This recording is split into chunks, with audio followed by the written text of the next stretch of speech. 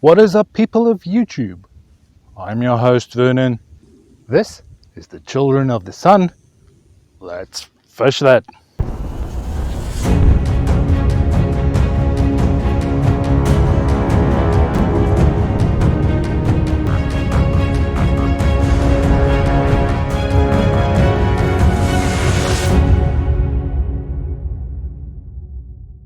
Alright, ladies and gents, let's start off by explaining where exactly I am. Now, somewhere in the middle between Upper Government Wash and Boxcar Cove, you'll find 8 Mile Road, and following that little road, you end up here at Children of the Sun. Now, what exactly is Children of the Sun? Well, this is a nude beach, or at least it used to be. The area designated as the nude beach is nowhere near the water, so I'm not sure where the new nude beach is, or whether it is still a nude beach. But as you can see, we are quite far away from the water. There is roads going down, but this is as far as I'm willing to go with a non-4x4 vehicle. These roads get a lot sandier as you go on, with some hills and deep sand pits. I'm not going to push my luck, but we're not here to explore the area, we're here to do some fishing. Alright guys, made it out to what looks to be a pretty good spot. Lots of action in the water. Now, normally when fishing a new cove, I would do something like throw out some corn for carp. Now, we know there will be carp in this shallow bay, so I'm not going to do that today. Instead, I'm going to try for some different fish. We have a carp swimming right here in the shallows as I'm talking about them. Don't know whether the GoPro can see it. It's right here in the water. Nice sized carp swimming past. So here in the state of Nevada, each licensed angler is allowed to use 2 rods. And here at Lake Mead, you can put 2 hooks on 1 line. But we're not going to be doing that today. Today we're going for a simple Carolina rig. And on this Carolina rig, just putting some anchovies. Going to cast that out there, hope for some stripers or maybe some catfish. We're putting that in our automatic hook setter, meaning if a fish takes it, it will automatically set the hook for us and we don't have to be constantly hanging around this rod to wait for the fish. And that leaves us open on the second rod to be casting around some structure with lures, see what fish we can find. Alright, so we got our anchovies out there baited. We'll wait for some fish on that. Now, typically with the little stick sticking out of the water, add some structure in the water, great place for fish to be hiding. So typically I will be throwing some Ned rigs or some shad imitations to see if there's any bass around these wooden structures. But today I'm going to try something different. Rather than going for the lures I always use, I'm going to go through my tackle box and look for something that I've not caught any fish on yet and try and throw that out there. And that means I'm going to start off with a little yum dinger. I actually have quite a few packets of these little worms, but I never use them to fish, and summertime is a great time to use them. So on here I have a little worm hook. So I'm just going to use worm hook, no weights, just as is. Cast it out, let it sink slowly, move it around a bit. Let's see if we get any fish on that. You can always, of course, Texas rig it and wacky rig it, all sorts of things you can do with it, but I want to try like this. Seen lots of YouTubers catch fish using it just simple as is. Alright, so I got my little yum dinger on my loose speed stick. This is my worm rod. I have some light line, so having no weights on there, I'm thinking this is going to give me some good casting distance. Going to try around some structure, but the trick is to try and do the first cast without getting snagged and losing our little worm. So let's get in the water.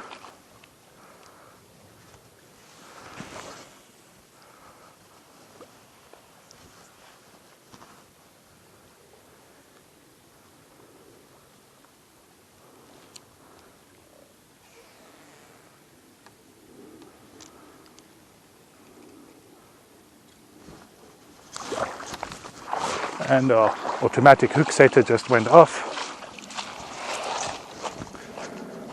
Does not look like there's a fish on there. Let's reel in and see.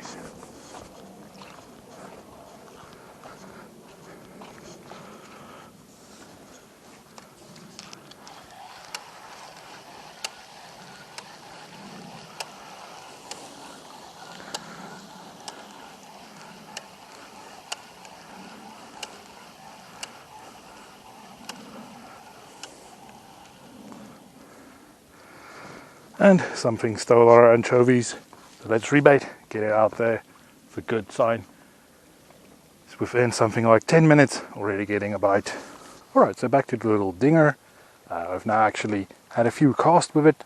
And I'm quite confused at how it works. It does have some weight to it, so I can get quite good casting distance on this light setup.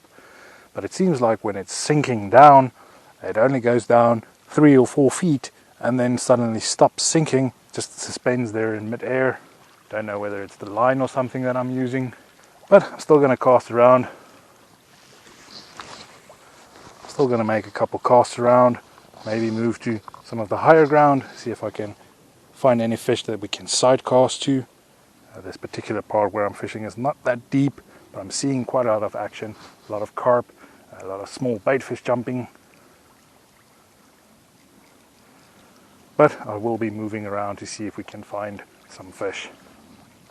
Alright, so I just side casted at some bass and I could see them ignoring my lure. The pain of having a fish completely ignore you. But I do have some other lures that I've never caught fish on. Over here I have a little black and blue, a licorice flavored craw imitation.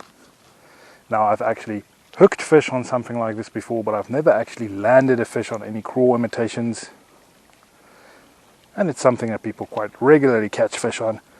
So rather than throwing just a Ned rig and always catching fish on a Ned rig, I'm going to throw something different and let's see if we finally can catch a fish on that.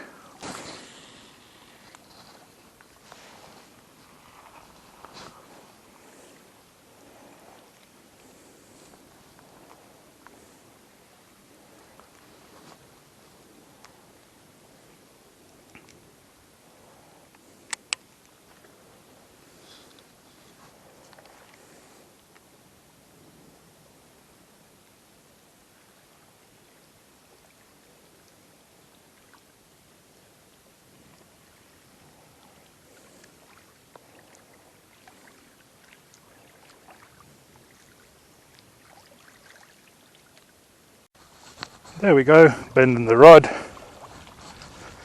That means we might have a fish on.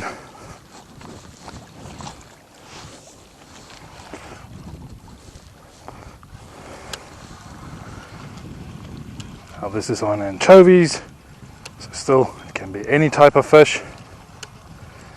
Haven't seen that much activity out here lately. Seems like the fish are moving deeper, so maybe we need to be moving out deeper. But let's first bring in this fish.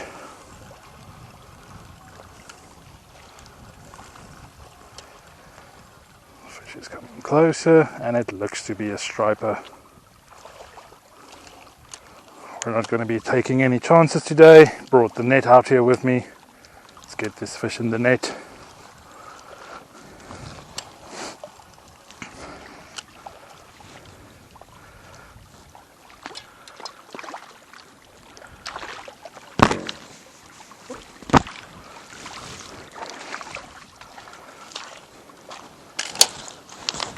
There we go, fish landed, decent striper, hooked nice in the corner of the mouth. Let's quickly get the hook out. Alright, so good news, not getting skunked today. This is a skinny striper, but a long one.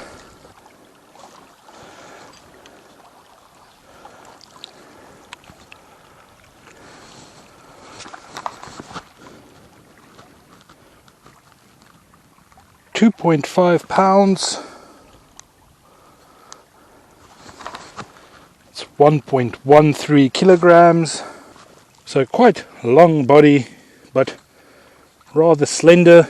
So if this fish eats a little bit more, it might get to be a nice striper one day. So we're not going to keep him. We're going to release him, and hopefully he can put on some weight. Alright, so nice Lake Mead striper to get us on the board with a fish. Let's release him.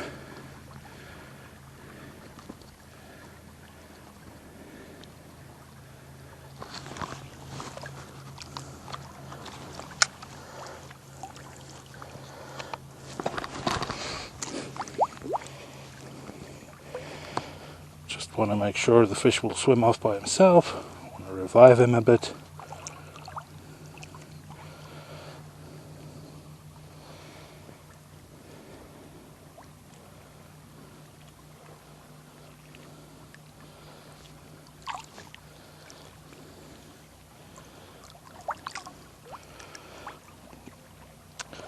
The problem with catching fish when it's hot out, they don't always do that well when you take them out of the water. This one's starting to kick.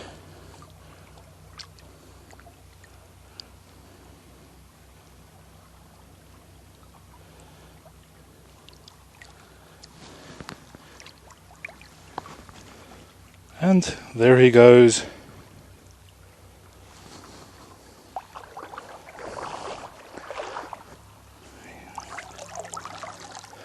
Just want to get some oxygenated water over his gills. So I'm just dragging him through the water.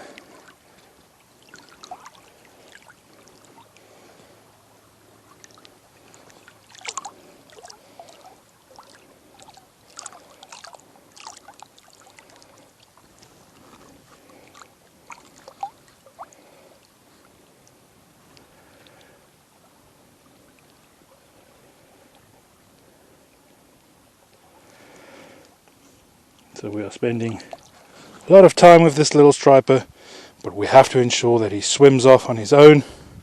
If he goes belly up like that, he's not going to make it, so we have to keep on trying. This is part of the problem with fishing in the heat of summer. If you take the fish out of the water, it's very difficult for them.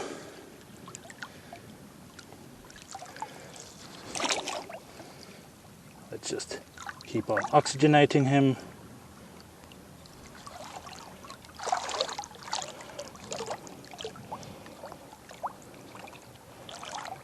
Alright, so after spending 10 minutes with this fish, I'm not sure he's going to make it. So I got him on the streamer. I have the streamer through his lip, not his gills. That way, if he should recover, we can release him. But at the moment, it looks like if we release him, he's only going to die somewhere, and that will be a waste. So we're going to keep him on the streamer in some deeper, colder water. Let's see how he does. Alright, so as expected, our little striper friend did not survive, so we're definitely going to keep that guy. Weren't planning on it, but he'll make some good lunch or supper somewhere. Now the thing is, there's no magic number of how long you can keep fish out of the water. It's different for each fish, different for water temperatures, air temperatures. But think of it as try and keeping your breath when you take the fish out of the water. If you're struggling to breathe, the fish is going to be struggling to breathe. But from time to time you will lose fish. That is why it's better to keep them rather than to just release them. If you don't make sure they swim off good, that means they're just going to die somewhere, so rather keep them, don't be wasteful. Now you'll also notice that I've moved spots. I went from the shallows, moved to a bit deeper water.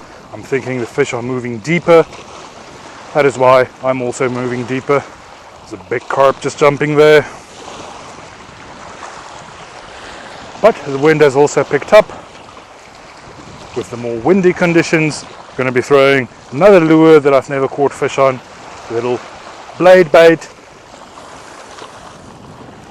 The idea being it's a small little fish imitation, and with the shining and with the silver colors, it shines in the water, might grab the attention of the fish better. And we got a fish on.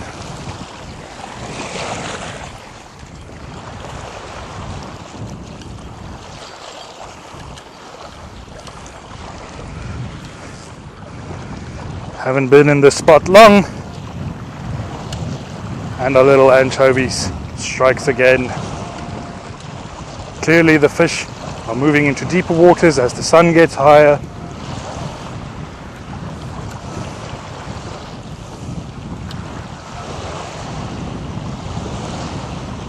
And this time around, it's a channel catfish.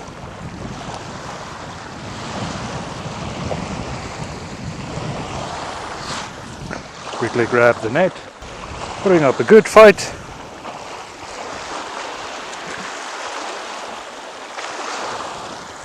But we have him in the net.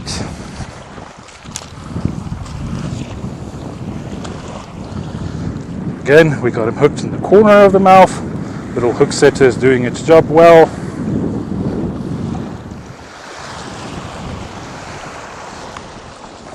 Second fish for today, lovely little channel catfish. This fish also has some parasites, some leeches. Oftentimes you will find bottom feeders like this with leeches on them. Decent catfish. Let's get him back to the water. Alright buddy, thanks for biting. And there he goes. And I don't remember this rod having a bend, so let's see if the fish is there.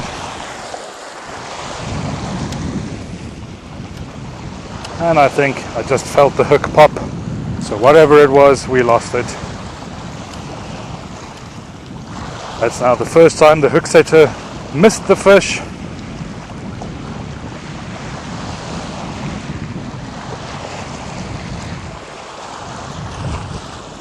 I think the problem was the hook wasn't exposed well enough, so let's rebait, try again. Alright, so if anchovies don't last that well in summer, because it's so hot they tend to melt, how am I keeping them on my hook? I'm using an old ocean fisherman trick. I'm threading my little anchovy on the hook.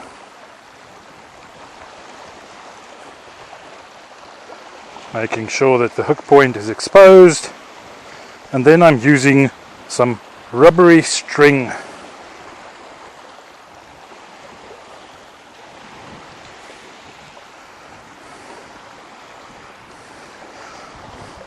I'm just tying my little piece of anchovy to the hook.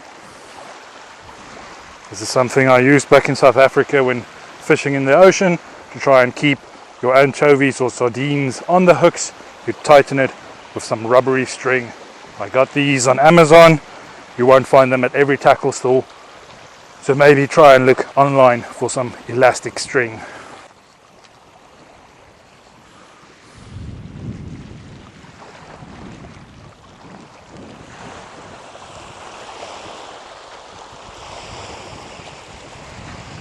So bringing in to rebait,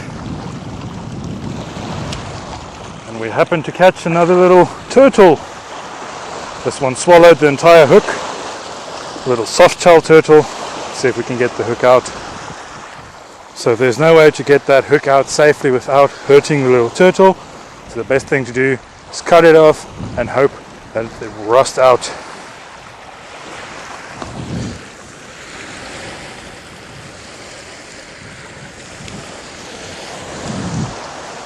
Alright little buddy.